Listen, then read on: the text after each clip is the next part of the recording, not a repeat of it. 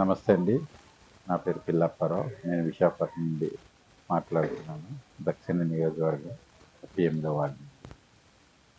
YCP పార్టీకి విశాఖపట్నంకి విజయసాయిరెడ్డి గారు ఇన్ఛార్జిగా వేశారు. 2 నెలలు అవుతున్నాయి. తనకి మరి ఎందువల్ల ఏంటో ఒత్తిడిలో ఏదో తన వైసీపీ పార్టీకి రాజీనామా చేసి పదవికి రాజీనామా చేశానని అన్నారు. అలాగే పాపం జగన్మోహన్ రెడ్డి గారు పార్టీ పెట్టిన దగ్గర నుండి తన వెనకాతలుండి నడిపించారు. అలాగే కిందసారి 2019లోనే 15 నుండి 19 వరకు కష్టపడ్డారు. విశాఖపట్నంలో ఎంతో సేవ చేసి, అలాగే విశాఖపట్నంని మంచి మెజార్టీతోని ఎమ్మెల్యే మెజార్టీ ఇప్పించి గెలిపించారు. అలాగే ఈసారి కూడా వచ్చారు. ఏదో మంచి పని చేస్తారు. మరి తన కారణాలు అవన్నీ మనకు తెలియదు కదా. తను దేనివల్ల అనేది పార్టీకి రాజీనామా చేయడం వల్ల మాకు చాలా ఇబ్బందిగా ఉంది. మనకు ఏదో పెద్దగా నడిపిస్తాడని అనుకున్నాం విశాఖపట్నం వచ్చి, మళ్ళీ తను ఇలాంటి ఇది ఇవ్వడం వల్ల చాలా బాధగా ఉంది మా కార్యకర్తలకి అందరికీ. అలాగే జగన్మోహన్ రెడ్డి గారికి ఏంటంటే ప్రజాదరణ ఎప్పుడూ తగ్గదు. ఎవరు వెళ్ళుకున్నా ఎవరైనా సరే మనిషి ఇలా బయటకు వస్తే చాలండి. అంత ఆదరణ ఉన్న నాయకుడు ఇంతవరకు ఎవరికి లేదు. పదవి ఉన్నా పదవి లేకున్నా నాయకుడు అంటే అలాగుంటుంది. ఆ నాయకుడికి ప్రజాదరణ మట్టుకు ఎప్పుడూ తగ్గదండి. ఓడిపోయాడు, 11 సీట్లు వచ్చాయి, ఈ సీట్లు వచ్చాయని కాదండి. ప్రజలు ఎంతమంది ఉన్నారు? 40% ఓటింగ్ ఉన్న జగన్మోహన్ రెడ్డి గారికి గెలిచిన వాళ్ళు ఎవరికి 40% ఓటింగ్లు ఎవరికీ లేవు. ఈ మహాకూటమికి ఎవరికైనా ఏ పార్టీకైనా సరే ఇవన్నీ ఊత పార్టీలండి. ఒంటరిగా పోటీ చేసే పార్టీ ఏది కాదు. అన్నీ ఊత.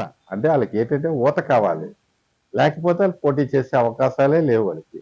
ఊత పార్టీలు ఇవన్నీ. జగన్మోహన్ రెడ్డి ఒక్కటే అసలైన ఒక సింగిల్గా వెళ్తాడు ఎక్కడైనా సరే. ఇప్పటికి 3 ఎలక్షన్లకి పోటీ చేశాడు.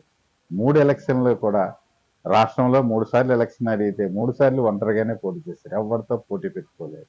పొత్తు పెట్టుకోకుండా ఉండి 2 సార్లు, ఒకసారి ఓడిపోయిన 67 సీట్లతో రెండోసారి అధికారంలోకి వచ్చాడు. మూడోసారి ఈ 30 జగన్మోహన్ రెడ్డిని నాశనం చేయడానికి వీళ్ళంతా కూడబలికి అన్ని పార్టీలు కలిపి అలాగ పార్టీలు ప్లస్ ఈ ఈఎంలు మొత్తం అన్ని జగన్మోహన్ రెడ్డి గారికి ఇది చేశారు తప్ప జగన్మోహన్ రెడ్డి ప్రజల వల్ల వాడుకోలేదు. ఎప్పుడూ జగన్మోహన్ రెడ్డి ప్రజలకి దగ్గరుండి ప్రజలందరూ జగన్మోహన్ రెడ్డి గెలిస్తారే అనుకున్నారు. అందరూ జగన్మోహన్ రెడ్డి గారు ఇవన్నీ ఊత పార్టీలు అవన్నీ ఒకటవితే ఊత పార్టీలు అండి ఇవి.